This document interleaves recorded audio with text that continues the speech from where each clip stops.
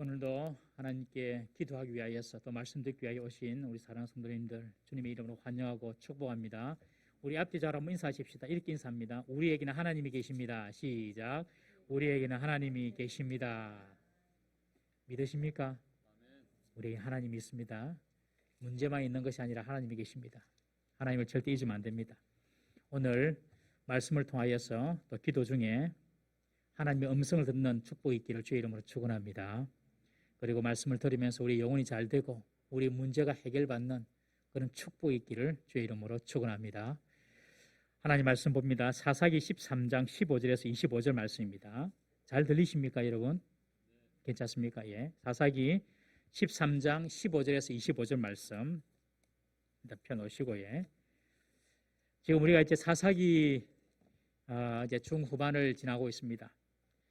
이제 이스라엘의 마지막 사사 12번째 사사 삼손에 대해서 우리가 살펴보고 있습니다. 이스라엘 자손들이 평안해지면 또 하나님을 떠나고 우상을 찾고 죄를 짓고 그래서 또 여호와 앞에 악을 행합니다. 그래서 하나님께서 블레셋 자손을 들으셔서 40년 동안 이스라엘을 압제합니다. 40년. 결코 짧은 기간이 아니죠. 그런데 이 이스라엘 백성들은 지금까지와 좀 다릅니다. 지금까지는 힘들고 어려우면 하나님을 찾고 부르짖었는데 하나님을 찾지 않습니다. 고통과 절망, 슬픔이 학습이 되어버렸습니다. 학습이 돼가지고 그냥 당연한 듯이 그냥 그것을 받아들이고 있는 것입니다. 여러분 이것이 참 문제입니다. 사람이 한 번, 두 번 실패하다 보면 나는 그냥 안 되는 사람이다. 나는 그냥 그저 실패할 사람이다. 이렇게 자기 자신을 그렇게 규정해버리는 경우가 있습니다, 여러분. 이스라엘 백성들이 지금 그런 상황입니다. 고통이 오고 또 슬픔이 오고 절망 가운데 있더라도 하나님을 찾지 않습니다. 지금 그런 상황이었어요. 여러분, 성도가 하나님을 찾지 못하는 것만큼 억울하고 안타까운 일은 없는 것입니다. 주님을 찾기만 하면 되는데 찾지를 않습니다. 아이가 급하고 어려울 때에 엄마, 아빠 부르기만 하면 엄마, 아빠는 달려가지 않습니까? 그런데 그것을 못하는 것입니다, 여러분. 오늘 여러분 얼마나 하나님을 찾으셨습니까? 얼마나 하나님을 생각했습니까? 오늘 이 시간 하나님을 찾고 하나님을 부르기 위하여 기도의 자리에 오신 사랑하는 성도님들 주님을 정말 진심으로 목 놓아서 찾으시길 바랍니다. 그러면 주님께서 들으시고 응답하십니다. 하나님께서 우리 기도를 듣지 않을 이유가 없습니다, 여러분. 하나님께서 우리의 기도에 응답하지 않을 이유가 없습니다. 우리가 정말 인간적이고 또 욕심을 내가지고 정욕적으로 구하지 않는다면 하나님께서 우리가 하나님의 영광을 위하여 구하는데 들어주지 않겠습니까, 여러분? 그러므로 성도가 주님을 찾지 않는 것만큼 그만큼 억울하고 어리석은 일이 없다는 것입니다. 늘 하나님을 찾고 하나님께 문제를 가져가고 부르짖는 우리 성도 될 수 있기를 주의 이름으로 축원합니다. 이런 이스라엘의 절망적인 상태에 있을 때에 하나님은 자녀를 낳지 못하는 한 여인에게 나타나셔서 아들을 낳을 것이라고 약속해 주시고 그 아들을 통하여서 이스라엘을 구원해 주시겠다고 소망을 주십니다. 그 아들이 바로 삼손입니다. 삼손. 이제 이스라엘의 마지막 사사입니다. 처음 이 삼손의 아버지가 아내의 이야기를 들었지만 믿지를 못합니다. 무슨 당신이 아이를 낳고 또 그 아이가 우리 이스라엘을 구한다고요? 믿지 못하겠어요. 그래서 이 마노아가 다시 여호와께 기도하죠. 여호와의 사자를 다시 한번 보여달라. 그러니 여호와의 사자가 다시 마노아의 아내에게 나타나서 마노아에게 아내에게 주신 그 아들의 출생에 관한 약속을 다시 듣게 하시고 그리고 나실인으로 키울 것을 약속하십니다. 이제 마노아는 충분히 이해했습니다. 아, 정말 우리 아내가 내 아내가 아이를 낳고 이 아이가 이스라엘을 구할 사사가 되겠구나. 그리고 이 아이는 나실인으로 키워야 되겠구나. 확실히 알게 되었습니다. 그리고 이 마노아는 자신에게 이런 복된 소식을 전해준 여호와의 사자에게 지금 식사를 대접하려고 하는 것입니다. 그것이 오늘 본문 15절, 16절, 13장 15절, 16절입니다. 우리 함께 한번 읽어보겠습니다. 시작. 마노아가 여호와의 사자에게 말하되 구하옵나니 당신은 우리에게 머물러서 우리가 당신을 위하여 염소 새끼 하나를 준비하게 하소서 하니 여호와의 사자가 마노아에게 이르되 내가 비록 나를 머물게 하나 내가 내 음식을 먹지 아니하리라.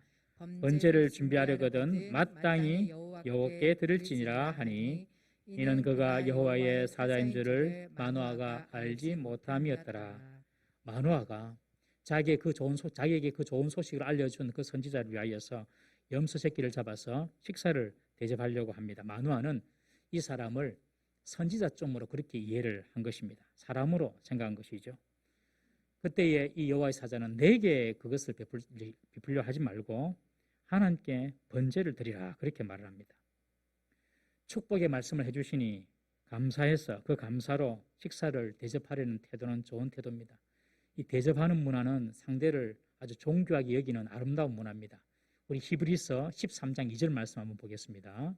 시작. 손님 대접하기를 잊지 말라. 이로써 부지 중에 천사를 대접한 이들도 있느니라.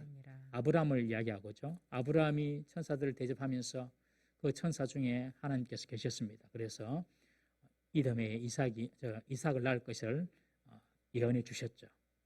여러분, 남을 대접하면 우리도 대접받는 사람이 되는 것입니다. 그리고 자신이 대접받고 싶은 만큼 남을 대접할 수 있는 것이 정직한 자세입니다. 교회는 사람을 환대하는 공동체가 되어야 할 줄로 믿습니다. 죄인이라도 환대받을 수 있고 영접받을 수 있는 공동체, 그런 공동체가 바로 교회가 되어야 됩니다. 그러기 위해서는 성도는 기본적으로 친절해야 됩니다. 기본적으로. 그래서 사람들에 대해서 기본적으로 친절하고 우리 교회 공동체에 들어온 사람에 대해서 우리가 그들을 잘 대접할 수가 있어야 하는 것입니다. 그때에 자신도 그런 대접을 받을 수가 있죠. 우리 마태복음 7장 12절 말씀 읽어봅니다. 시작. 그러므로 무엇이든지 남에게 대접을 받고자 하는 대로 너희도 남을 대접하라. 이것이 율법이요 선지자니라. 이렇게 마노아는 자기에게 좋은 이야기를 해준, 축복의 이야기를 해준 그 선지자, 자기가 볼 때 선지자죠. 그 선지자를 사람으로 생각하고 선지자라고 이제 믿는 것입니다. 그리고 식사를 대접을 하려고 합니다. 그런데 여호와의 사자는 내게 돌리지 말고 하나님께 제사를 드리라 그렇게 말합니다. 여호와의 사자가 마노아에게 염소 새끼를 여호와께 번제로 드리라고 하는 것은 지금 자녀를 허락하시는 분이 여호와 하나님이라는 사실을 깨닫게 해주는 것입니다. 그리고 그 여호와 하나님께 진정한 영광과 감사는 올려드려져야 한다는 것을 지금 가르쳐주고 있는 것이죠. 마노아는 지금 사람의 형상으로 여호와의 사자가 나타나 있으니 그냥 사람인 줄 알고 식사를 대접하려고 하지만 이 여호와의 사자는 내게 그것을 돌리지 말고 하나님께 번제로 드리라라고 지금 말하고 있습니다. 마노아의 문제가 무엇인가? 마노아는 지금 영안이 닫혀 있습니다. 지금 여호와의 사자임에도 불구하고 그저 사람으로만 보는 것이죠. 영안이 닫힌 사람은 모든 일을 사람의 일로만 보고 해석합니다. 사람의 일을 보더라도 영안이 열린 사람은 하나님이 일하시는 것을 볼 수 있는 사람입니다. 여러분, 엘리사를 보십시오. 엘리사를 잡으려고 암몬 군대가 쳐들어왔습니다. 사마리아 성을 뺑 둘렀습니다. 군대가.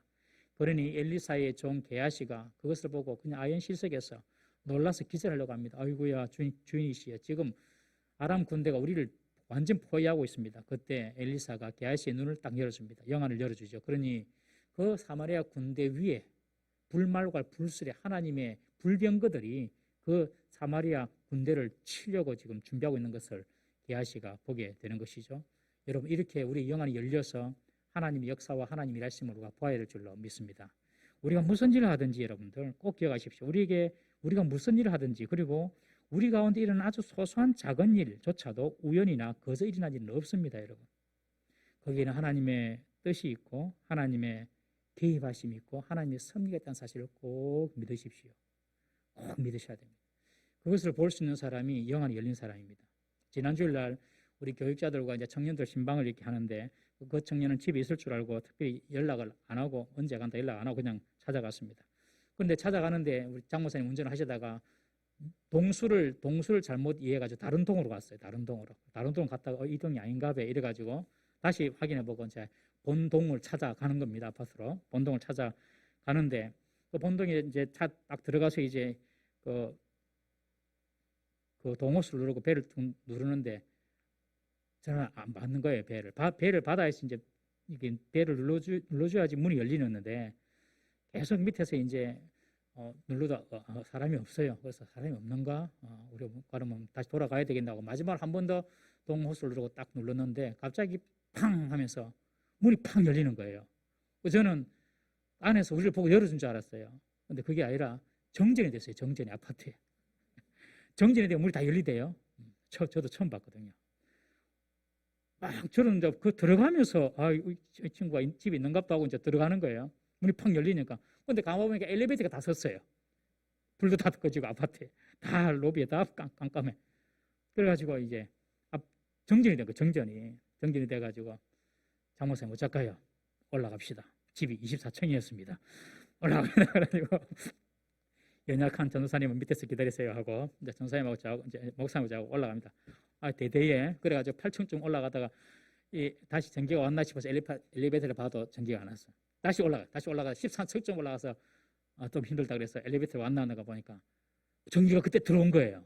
들어와가지고 이제 엘리베이터 올라오고 있어. 그래서 잘 됐다고 14층 딱 눌러놨어. 타고 올라가려고. 그런데 14층 우리 눌렀으니까 엘리베이터 문이 열릴 거 아닙니까? 딱 열리는데 깜짝 놀랐어요. 그 친구가 그 안에 들어있는 거예요. 밖에 딱 들어온 거예요. 깜짝 놀랐어요. 지도 놀라고 나도 놀라고 서로 놀라고.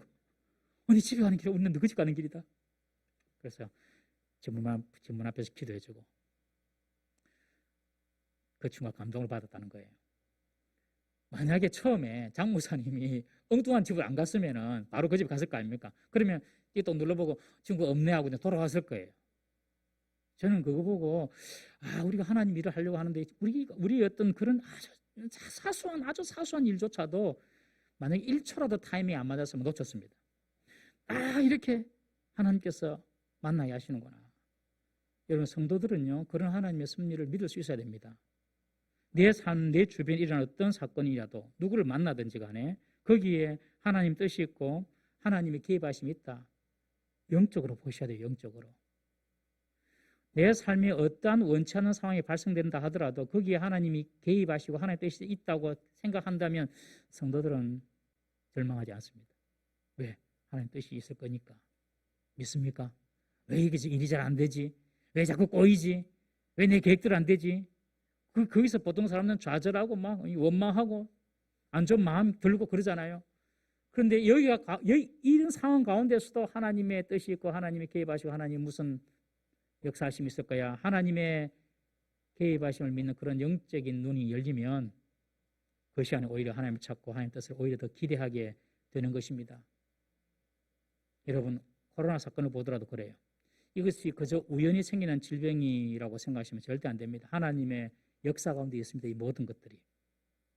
어떤 사람은 이 코로나 이 기간에 자신을 오히려 돌아보고 죄를 끊고 새로운 마음을 다잡는 기회가 될 수도 있고 또 어떤 사람에게는 새로운 뭔가를 시작할 수 있는 기회를 주시는 하나님의 시간이기도 하고요. 또 어떤 사람들은 하나님께로 돌아올 수 있는 그런 사건이 될 수도 있는 것입니다. 우리 성도는 내 주위에 일어나는 어떠한 작은 사건으로부터도 그리고 우리가 만나는 어떠한 사람조차도 하나님의 뜻이 있고 하나님의 역사가 있고 하나님의 어떤 특별한 간섭을 믿고 하나님이 계획이 있다는 사실을 꼭 기억하시기를 바랍니다. 우리가 사람을 대할 때도 그 사람만 보면 안 되는 것입니다. 하나님이 그 사람을 보내셨다라고 믿고 그 사람을 통하여 하나님의 뜻을 살펴야 하는 것이죠. 여러분 아주 중요합니다. 그러면 우리가 사람을 함부로 대할 수가 없습니다. 어떤 사람이든지 다 하나님의 계획 가운데 내가 만나게 된다는 것을 안다면 그 사람을 절대로 함부로 대할 수가 없는 것입니다. 우리 마태복음 25장 40절 말씀 한번 보겠습니다. 시작. 임금이 대답하여 이르시되 내가 진실로 너희에게 이르노니 너희가 여기 내 형제 중에 지극히 작은 자 하나에게 한 것이 곧 내게 한 것이니라. 지극히 작은 자에게 한 것이 내게 한 것이다. 형제 중에서. 여러분 형제를 미워하면 사람을 미워하는 것이 아닙니다. 하나님을 미워한 것이 되는 거예요. 형제에게 욕하면 사람에게 욕한 것이 아닙니다. 하나님을 욕한 것입니다. 그러니 하나님께서 얼마나 노하시겠어요. 그런 자에게 하나님께서 복을 주시겠습니까, 여러분? 요한복음 6장 39절 말씀 읽어봅니다. 시작. 나를 보내신 이의 뜻은 내게 주신 자 중에 내가 하나도 잃어버리지 아니하고 마지막 날에 다시 살리는 이것이니라. 여기 보시면 예수님께서 이 땅에 오신 목적이 나와 있습니다. 하나님 아버지께서 내게 주신 자가 있는데 그런 자들을 내가 하나도 잃지 아니하고 다 그들을 살리기 위하여 내가 왔다. 무슨 말입니까? 예수님을 믿는 사람들은 다 예수님께서 그 사람을 살리기 위하여서 불러주신 사람이라는 것입니다. 무슨 말입니까? 교회 안에 예수님을 믿겠다고 들어온 사람이 있어요.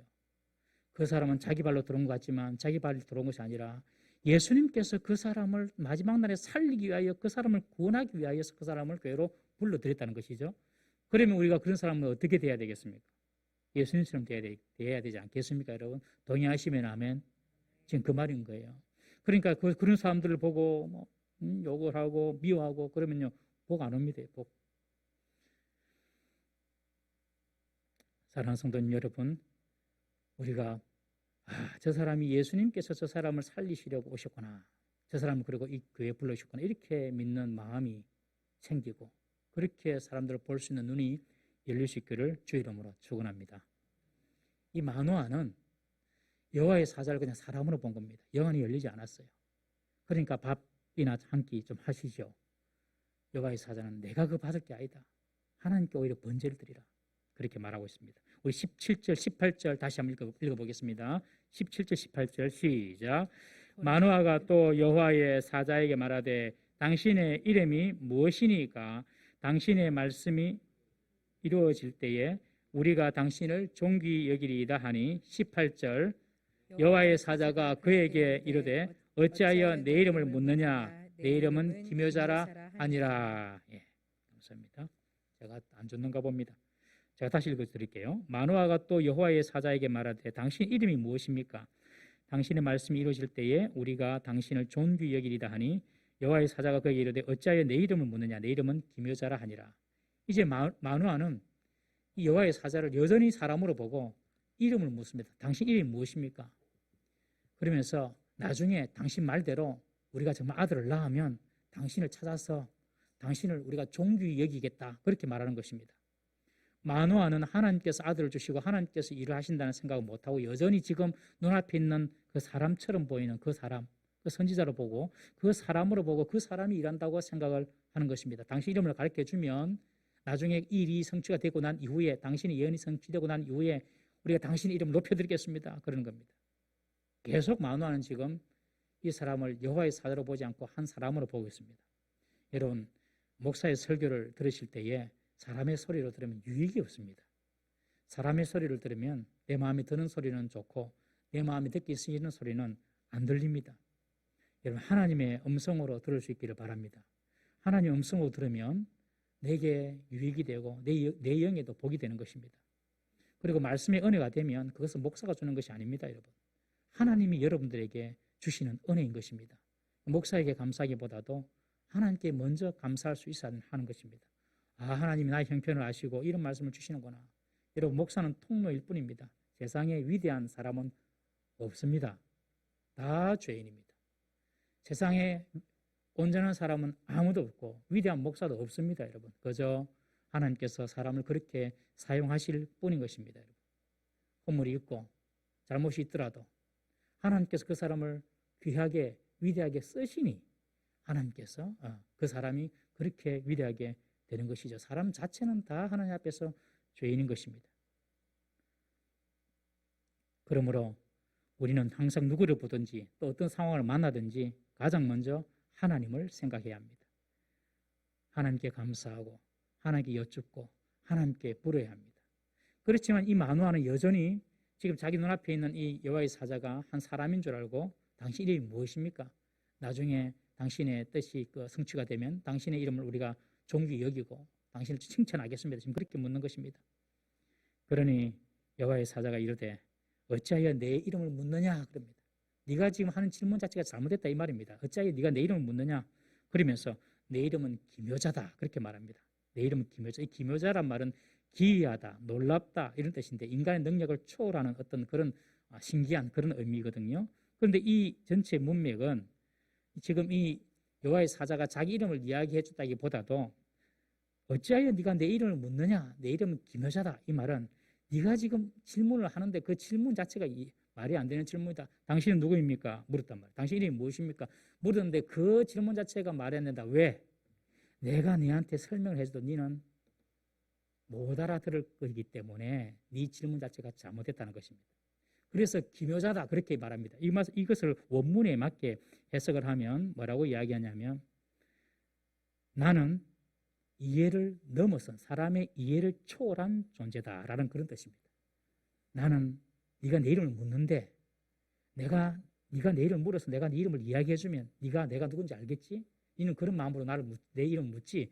그렇지만 내가 너에게 내 이름을 이야기해 준들 너는 절대 이해할 수 없어. It is beyond understanding. 이런 표현을 써서 그것은 이해 밖의 일이야 라고 지금 말을 하고 있는 것입니다. 하나님의 사자가 기묘자라고 말한 것은 마노아 네가 알 수 있는 그런 존재가 아니야 그런 뜻이죠. 그렇게 이해하시면 되겠습니다. 여러분 인간은 하나님을 다 이해할 수가 없습니다. 이것이 하나님을 이해하는 우리 인간의 존재론적인 자세가 되어야 합니다. 하나님이 이해가 안 된다고? 그런데 어떻게 하나님을 믿어? 그렇게 우리가 반문할 수 있죠. 하나님이 이해가 안 되는데 어떻게 하나님을 믿어? 그렇게 반문할 수가 있는데 사실은 하나님을 이해할 수 없기 때문에 우리가 하나님을 믿는 것입니다. 하나님이 다 이해가 되면 그분은 더 이상 하나님이 아니죠. 여러분 하나님은 설명되어서 이해되어 믿는 분이 아닙니다.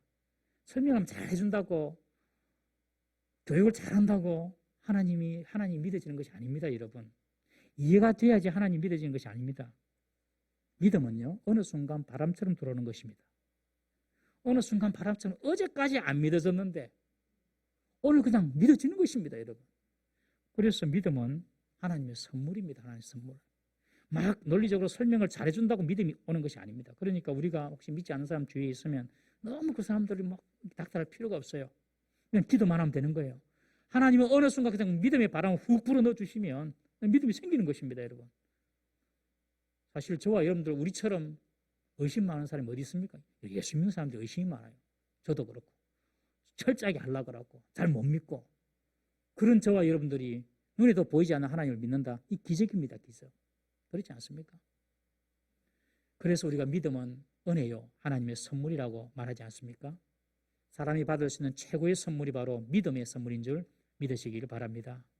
마노아가 이 여호와의 사자에게 여전히 사람인 줄 알고 당신이 무엇입니까? 나중에 이 일이 성취가 되면 저 아들을 낳으면 당신 이름 높여드리겠습니다. 그러니 네가 내 이름을 묻는다고? 내 이름은 기묘자야. 네가 이해할 수 없어. 신비한 존재야.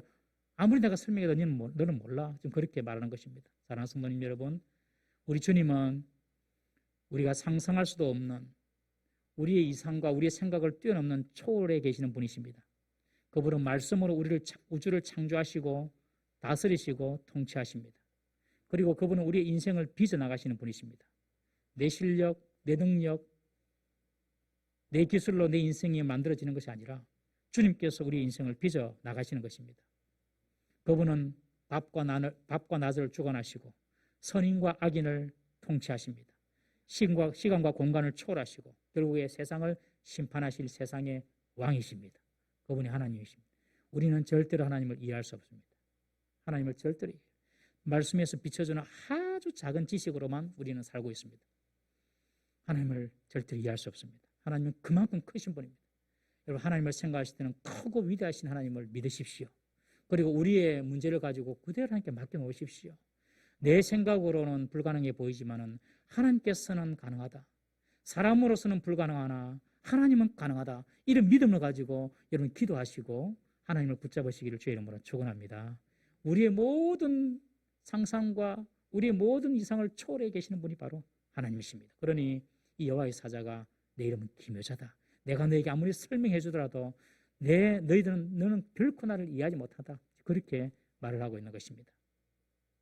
지금 마노아 앞에 나타난 여호와의 사자는요, 사람으로 나타나신 구약의 하나님의 모습입니다. 바로 메시아 예수 그리스도를 지칭하는 호칭이 바로 기묘자 아닙니까? 우리 이사야 9장 6절 말씀 한번 보겠습니다. 이사야 9장 6절 시작.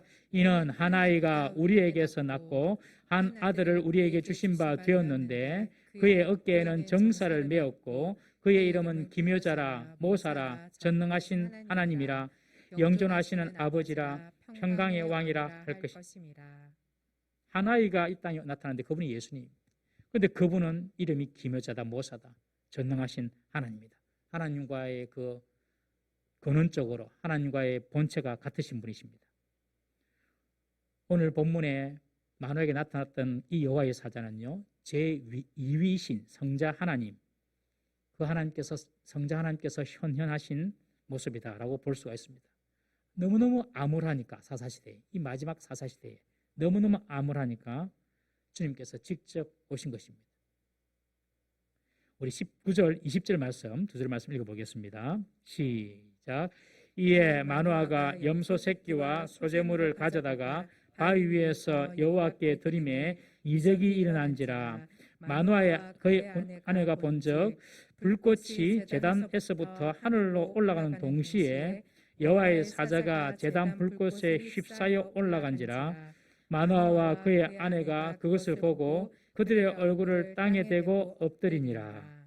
이제 번제를 드리라는 그 여호와의 사자의 말에 마노아는 바위 위에서 염소 새끼를 번제로 드립니다. 이때 제단에서 나온 불꽃에 휩싸여서 앞에 있던 그 여호와의 사자가 그냥 그 불꽃에 휩싸여서 하늘로 훅 올라가는 장면을, 이런 기이한 장면을 마노아와 그의 아내가 보고 두려움에 사로잡힙니다.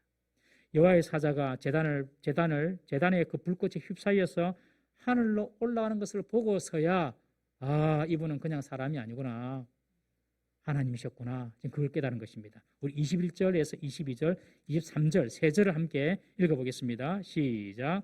여호와의 사자가 마노아와 그의 아내에게 다시 나타나지 아니하니 마노아가 그제야 그가 여호와의 사자인 줄 알고 그의 아내에게 이르되 우리가 하나님을 보았으니 반드시 죽으리로다 하니 그의 아내가 그에게 이르되 여호와께서 우리를 죽이려 하셨더라면 우리 손에서 번제와 소제를 받지 아니하셨을 것이요 이 모든 일을 보이지 아니하셨을 것이며 이제 이런 말씀도 우리에게 이르지 아니하셨으리이다 하였더라. 마노아는 그제서야 여호와의 사자가 사람이 아니라 정말 하나님의 본체인 것을 보게 됩니다. 사람의 모습으로 오신 하나님이구나, 하나님의 사자구나, 그걸 깨닫게 됩니다. 하나님의 모습을 보는 순간 마노아는 두려움에 사로잡힙니다. 우리는 죽게 될 것이다, 그렇게 말합니다. 왜냐하면 출애굽기에 누구든지 하나님을 본 자는 죽는다는 것을 알았기 때문에 그렇습니다. 여호와를 본 사람은 왜 죽습니까? 제가 1절에 한 말씀을 드렸지만 여호와를 본 사람은 왜 죽습니까? 여호와 하나님은 너무 거룩하시고 흠이 없으신 완전 무결하신 분이십니다. 완전 무결한 선, 완전한 아름다움 그 자체이신데 죄인이 그것을 보니 그 죄로 죽고 그것 때문에 두려워하는 것입니다. 여러분, 사람이 맨눈으로 태양만 좀 몇 분 봐도 실명을 할 수 있습니다. 그런데 완전한 그 태양을 창조하신 그 하나님을 사람이 본다고 한번 생각해 보십시오. 죽음의 두려움이 음습하죠. 왜? 죄 때문에, 자기 죄가 드러나서. 여러분, 하나님을 만나면요 반드시 자기 죄가 드러납니다. 내가 하나님을 만났다고 하는데, 하나님을 경험했다고 하는데 내 죄를 몰라요. 내 죄가 안 보여요. 그것은 하나님 만난 것이 아닙니다. 여러분, 하나님은 사랑과 긍휼이 풍성한 분이십니다. 그런 사랑과 긍휼에 풍성하신 하나님을 만나기 전에 하나님을 반드시 경험해야 될 것이 뭐냐면 하나님에 대한 경외감입니다. 하나님에 대한 두려움. 사랑의 하나님만 우리는 알지 두려우신 하나님 잘 모르잖아요. 두려우신 하나님을 만나는 것이, 그것이 하나님을 만나는 겁니다. 와, 하나님은 정말 죄에 대해 철저하시구나. 내가 작은 죄를 가지고도 설 수 없구나. 죽을 수밖에 없는 죄인이구나. 이런 두려움이 우리 속에 생겨나야 되는 것이죠. 하나님을 만났던 모든 사람들은 다 하나님을 두려워했습니다. 이사야도 6장 5절에 보면 그렇게 말합니다. 화로다 나이여 망하게 되었도다. 나는 입술이 부정한 사람이요 나는 입술이 부정한 백성 중에 거주하면서 만군의 여호와이신 왕을 배웠음이로다. 나는 입술로 너무너무 많은 죄를 지었는데 성전에 임하신 하나님의 영광을 바라보니 경험하고 난 이후에 이사야가 내가 이제 망하게 되었다, 망하게 되었다, 어쩌노 이러면서 탄식하는 것이 이사야 6장입니다. 여러분 정말 우리가 하나님을 가까이서 뵀다면 나의 허물과 나의 죄가 다 드러납니다. 말할 수가 없어요. 그냥 내 모습이 다 드러나기 때문에 마치 과거의 죄가 파노라마처럼 싹 지나가듯이 다 드러나고 보이기 때문에 뭐 잘난 체 할 수가 없는 거예요. 그냥 내가 어떤 죄인지 내가 너무 잘 알기 때문에. 여러분 그런 사람이 하나님을 만난 사람입니다. 아직까지도 내 죄가 잘 보이지 않고 쓸만한 사람 같고 괜찮을 만한 사람 같으면 아직 멀었습니다. 내가 좀 괜찮은 사람 같으면 아직 멀었어요. 나 같은 죄인까지 주님께서 이런 사역자로 불러주시고 이런 일을 맡겨주시는구나. 정말로 내 죄만 생각하면 정말로 내가 부끄러워서 눈을 뜨고 내가 살 수도 없고 볼 수도 없고 얼굴을 들고 다닐 수도 없는데 이런 나 같은 죄인을 하나님께서 그래도 용서해 주시고 감추어 주시고 주의를 하게 하시는구나. 그래서 감사로 은혜로 주의를 하는 것입니다. 그런 마음으로 예배드리고 그런 마음으로 성도를 대하는 것입니다. 다 내보다 낫습니다. 다 내보다 낫습니다. 왜? 자기 죄를 아니까요. 그러니까 누구 앞에서 감히 무슨 소리를 내겠습니까? 죄인이. 그 가운데 하나님의 십자가의 사랑과 대속의 은혜를 깨달으면 감사가 나오고 찬양이 나오고 그것이 신앙생활입니다. 여러분. 이 마노아가 하나님을 딱 뵙고 난 이후에 죽었다. 이런 마음 가진 거죠. 자기 속에는 죄가 드러나니까. 사랑하는 성도님 여러분, 늘 우리가 주님 앞에서 주님을 가까이 지내면서 우리 자신의 허물과 죄를 늘 바라보고 그리고 그 허물과 죄를 바라보는 것에서 끝나는 것이 아니라 그 허물과 죄를 덮어주시고 그럼에도 불구하고 우리를 사랑하시는 그 주님의 은혜와 사랑, 긍휼 누리시면서 감사하는 우리 성도 되기를 주의 이름으로 축원합니다. 그러자 마노아의 아내가 마노아에게 말합니다. 여보, 우리는 죽지 않을 거예요. 그러면서 세 가지 이유를 댑니다. 첫 번째, 하나님이 우리의 번제와 소제를 받으셨잖아요. 하나님 우리 번제를 우리 제사를 받으셨잖아요. 하나님 우리 죽이려면 이런 제사 안 받았을 겁니다. 그렇게 말합니다. 두 번째, 하나님 우리를 죽이려고 작정했으면 처음부터 우리를 죽이시지. 당신이 기도했을 때에 또 뭐 보여달라고 하니 또 나타나서 보여주시고 이런 일들을 하지 않았을 것입니다. 그렇게 말하는 거예요. 또 세 번째는 아이를 낳아서 이스라엘을 구원할 그런 사사를 낳을 것이다. 이런 이야기도 우리에게 안 해줄 겁니다. 그렇게 말하는 겁니다. 하나님께서 우리에게 이스라엘을 구원할 아들을 낳을 그런 사명을 주셨기 때문에 우리는 죽지 않습니다. 라고 이 마노아의 아내가 아주 논리정연하게 딱딱딱 집어서 이야기를 해줍니다. 왜 여호와의 사자가 마노아에게 안 나타나고 마노아의 아내에게 나타나는지 우리가 추측할 수 있는 부분입니다. 마노아는 봐도 잘 모르고 설명도 잘 모르니까 영적으로 너무 눈에 있으니까 그 아내에게 나타난 것 같습니다. 사랑하는 성도님 여러분, 우리가 하나님께 예배를 드릴 때에 하나님께서 진정으로 그 예배를 받으시면 여러분 우리의 영육의 생명을 하나님께서 풍성케 해주시고 영장케 해주시는 줄 믿으시기 바랍니다. 우리가 하나님께 예배 드릴 때 하나님 예배 받으셨으니 우리가 지금 살아있는 거 아닙니까? 그렇게 말씀하잖아요. 여러분 늘 예배하는 사람 되십시오. 하나님이 기뻐하는 것이 예배하는 것이고 하나님이 사람을 찾을 때에 보는 것이 예배하는 장소 아닙니까? 예배하는 자를 하나님께 찾으시지 않습니까?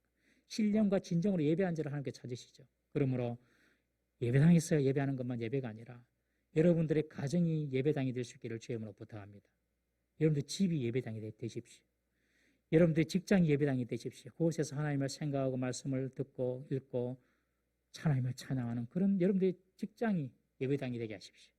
여러분들의 학교가 예배당이 되게 하십시오. 그곳에서 공부를 하고 뭘 하더라도 늘 하나님을 생각하고 하나님 영광을 위하여 내가 한다 이런 생각을 가지고 공부를 하십시오. 하나님께서 여러분들의 영육간의 생명을 풍성케 해주실 것입니다. 그리고 하나님께서 우리 중에 사명, 그 사명을 잘 감당하십시다. 우리가 살아있다는 것은요 사명이 있다는 뜻입니다. 하나님께서 사명이 다한 사람은 데리고 가세요. 그러나 아직 생명이 있는 자들에게는 하나님의 사명이 아직까지 완수가 안 된 것입니다. 여러분 그래서 저와 여러분들이 잘나서 지금 더 살고 있는 것이 아니고 우리가 이루어야 될 사명이 있기 때문에 오늘도 숨쉬고 있는 줄 믿으시기 바랍니다. 그 사명을 이루셔야 됩니다.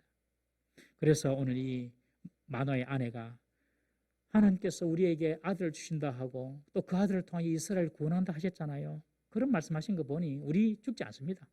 그렇게 남편을 위로하고 있습니다. 우리 마지막 24절 25절 말씀 보겠습니다. 시작. 그 여인이 아들을 낳음에 그의 이름을 삼손이라 하니라. 그 아이가 자라매 여호와께서 그에게 복을 주시더니 소라와 에스다올 사이 마네단에서 여호와의 영이 그를 움직이기 시작하셨더라. 아들이 태어났습니다. 여인이 아들을 낳았습니다. 그 이름을 삼손이라고 했습니다. 삼손이란 말의 뜻은 작은 태양이라는 뜻입니다. 작은 태양. 아마 이 사사시대 같은 영적으로 어두운 이 시대를 태양처럼 비추라는 그런 부모의 어떤 간절한 염원이 담겨있는 이름 같습니다. 작은 태양처럼 너는 살아라. 그래서 삼손이라고 이름을 지었습니다. 이 아이가 자라면서 여기 보면 여호와께서 복을 주셨다. 그리고 하나님의 영이 그에게 임하여 그를 주장하기 시작했다라고 기록하고 있습니다. 어릴 때부터 사사 중에서 어릴 때부터 자라면서 여호와께 복을 받은 사람은 이 삼손밖에 없습니다. 대단한 복을 받았습니다. 삼손은 출발이 참 좋은 사람입니다. 출발이 좋은 사람. 다음 주에 또 이제 보겠는데, 그런데 이 출발을 잘 이어가야 되는데 안타까운 일을 자꾸 벌입니다. 그러나 그 출발은 너무너무 좋은 사람. 어릴 때부터 복을 받았어요. 그리고 하나님의 영이 그에게 임하여서 그를 주장하기 시작했다. 주장했다는 말은 휘젓고 다닌다는 뜻이거든요. 그러니까 하나님의 영이 그에게 임하여서 그가 하나님의 영의 감동을 받아서 이제 쓰임받게 됐다는 그런 뜻입니다. 여러분, 여기서 참 중요한 표현이 있는데, 하나님의 영이 그를 주장했다. 하나님의 일은요, 성령께서 하나님의 영이 주도적으로 이끌어 나가신다는 것을 우리는 꼭 기억해야 됩니다. 하나님의 영이 삼손을 움직이시는 것입니다. 우리가 주의를 할 때에 내 머리, 내 지혜, 내 열심으로 해서는 안 됩니다. 하나님이 지금 나를 움직여 나가시는가? 그것을 여러분들이 기도하시고 하나님 뜻을 발견해야 할 줄로 믿습니다. 여러분, 무슨 일을 하든지 하나님의 영이 나를 움직이는 일인가 아닌가를 돌아보셔야 됩니다. 우리 성도들은 성령보다 앞서는 일을 해서는 안 될 줄로 믿습니다. 성령님보다 먼저 가면 안 돼요. 우리는 항상 성령님이 인도하신 대로 가야 되는 것입니다. 하나님 뜻이 무엇일까? 지금 하나님 무엇을 원하실까? 늘 우리가 깨어서 하나님 뜻을 살펴야 하는 것입니다. 그래서 우리가 기도하지 않습니까? 그래서 우리가 하나님 말씀을 보지 않습니까? 어떻게 하나님의 영이 우리를 움직이십니까? 말씀으로 우리를 움직이십니다.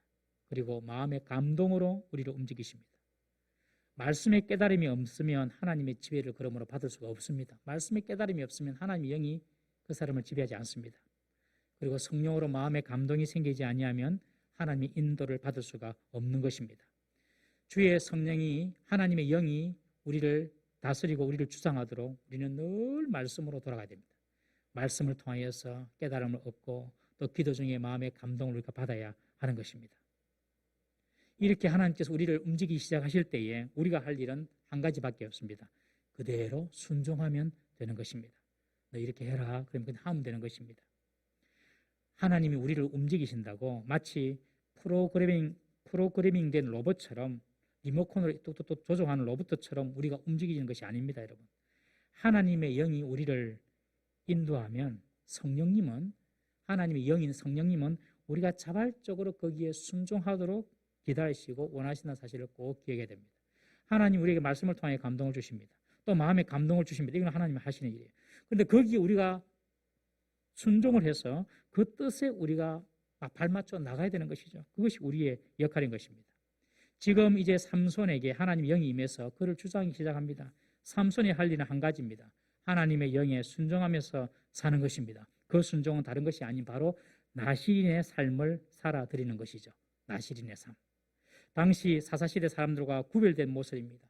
독주를 멀리하고 머리에 삭도를 대지 않고 죽은 자를 가까이 하지 않는 그런 구별된 모습으로 살아가라는 것입니다. 하나님은 그런 삼손을 통하여 앞으로 크고 놀라운 일을 행하게 될 것입니다.